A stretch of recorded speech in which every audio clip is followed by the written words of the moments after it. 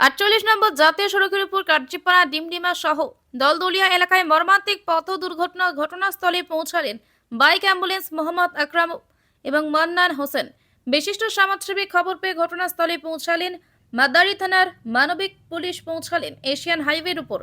প্রতিদিন গাড়ি অ্যাক্সিডেন্ট প্রায় চলতে থাকে, পুরো ব্যাপারটা খতিয়ে দেখছেন মাদারী থানার মানবিক পুলিশ। ৪৮ নম্বর জাতীয় সড়কের উপর কার্যিপাড়া ডিমডিমা সহ দলদলিয়া এলাকায় মর্মান্তিক পথ ঘটনাস্থলে পৌঁছালেন বাইক অ্যাম্বুলেন্স মোহাম্মদ আকরাম এবং মান্নান হোসেন। বিশিষ্ট সমাজসেবী খবর পেয়ে ঘটনাস্থলে পৌঁছালেন মাদারী থানার মানবিক পুলিশ।